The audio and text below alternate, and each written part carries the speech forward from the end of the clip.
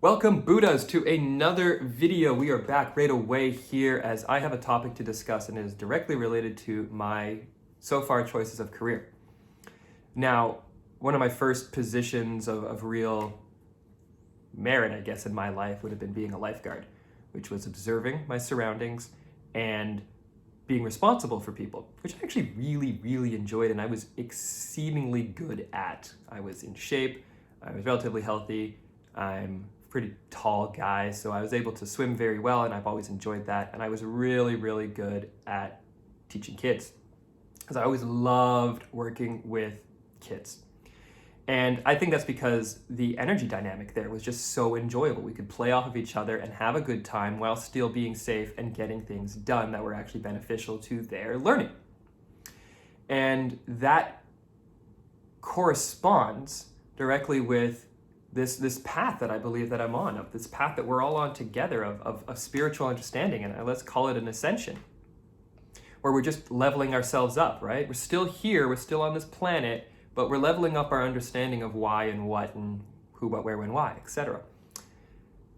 And not to dwell on the lifeguarding for too long, because it was a significant part of my life, but I don't think it was my life calling, my life path forever. But I was very good at it, and that would make other people look bad. And I didn't realize what I was doing at the time, and it's not regret, but I look back and I think to myself, I could have been more subtle, or I could have been a little bit more mature about that.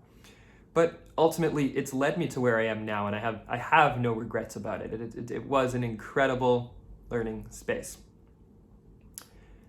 And that led me into a career on the IT front, actually. I worked for the world's largest fruit company for a very long time, and I'm currently working as IT support in the homelessness industry. And one thing that I've really realized when it comes to IT-related tasks is people are not willing to self-help, okay? And people don't even want to learn. Now, I know that those two things sound very negative, but there's kind of a reason that I want to express that.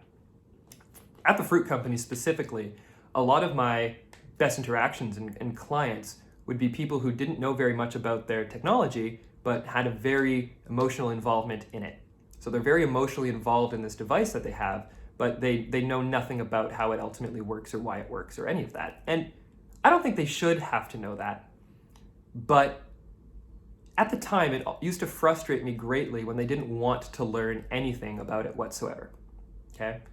So you'd have someone with this fancy device in their hands and they've just completely run it over with a car, for example.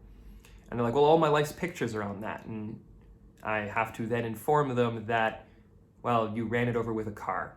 And we'll have to check if you had previously done anything to make sure that those were safely backed up to a cloud service, etc. But you ran it over with a car, okay? Like, I had a guy who put one through a snowblower. I had someone who dropped one off of, or dropped a car off of a lift in the garage and it fell on their iPhone. Like, so many ridiculous situations where people would lose everything. And people would be very emotionally involved in this. Now, there was a billion other different scenarios, but I'm gonna use the broken device as an example. And people would put absolutely no effort into safeguarding their stuff. None whatsoever. Oh, $1 a month is too much money for me to invest in my security of my photos. But as soon as something happened to all that stuff, they would lose their shit, and it was all my fault. And again, at the time, I had no idea what I was doing from an esoteric perspective, but I had this knack for being able to explain to them like the order of events, the order of operations, and what that then led to, and then trying to help educate them, not from a pretentious point of view, but from like, look, you don't want this to happen ever again.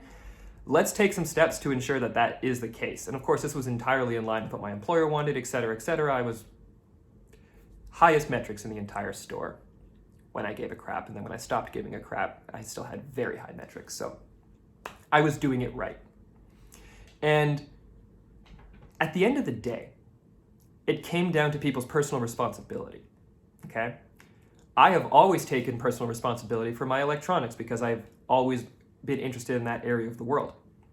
I've always liked tech, right? So my content on my phone is uploaded to 4 different cloud services so that I could throw my phone in the freaking ocean, go buy a new one, and I wouldn't lose a single file.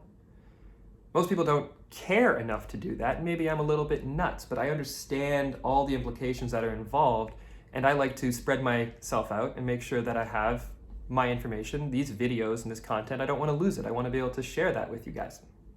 So I would be able to express this to people and then be able to teach them how they can learn better and how they can understand this part of their existence is this tech aspect. They need to take it seriously enough.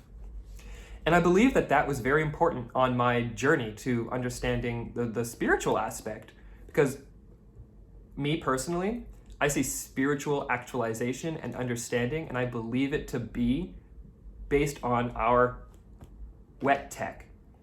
And that's just fancy jargon for your human body is a piece of technology, right? Everyone knows that we have software and hardware. Well, now we have wetware, and wetware is an organic machine because it's blood and it's wet, right? We technically run on water and air and, food. But water and air are huge, and we're mostly made out of water. So we're wet tech, and I personally see this advancement, this understanding of how I work as that next level in the IT journey.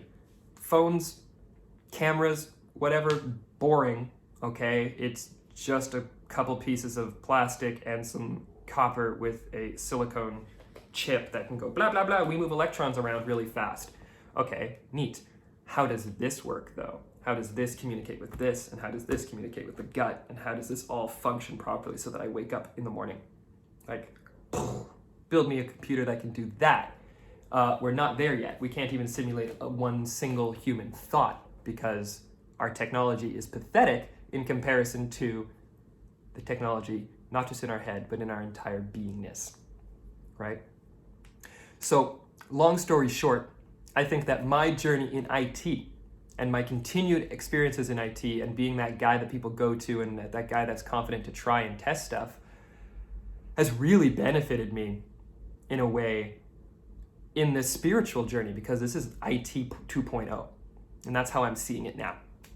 And I personally believe that that's why I can provide such interesting insights into these videos and how I can explain stuff in a way that I can explain how an iPhone worked to someone who has no idea how to use a computer. My idea is that I want to be able to get to a point where I can explain how a spiritual awakening works or spirituality works in general to someone who has no idea how to use a computer. And Steve Jobs was one of the first people to kind of explore the topic that computers are our manifestation of innate abilities that we always have had.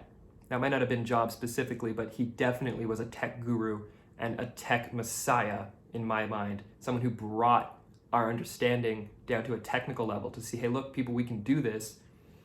And there's such an interesting esoteric aspect to that maybe we might explore at some point. But I think technology is a physical manifestation of our innate abilities. So we're using that technology right now to help unlock the innate abilities that we actually have. And I think that that's an incredibly interesting journey to go on. And I am so grateful that I'm able to express this with you guys and to share in the fun, the absolute incredible journey that this has become. So without further ado, if you have had any kind of like tech experience or anything where you can see, that might be a correlation between technology and spirituality, I would love to hear about that down in the comments below. And of course, like, comment, subscribe, and hit the bell notification so that you can get all of my videos, which we are uploading every single day so that we can get the most content out to you. And until the next video, peace.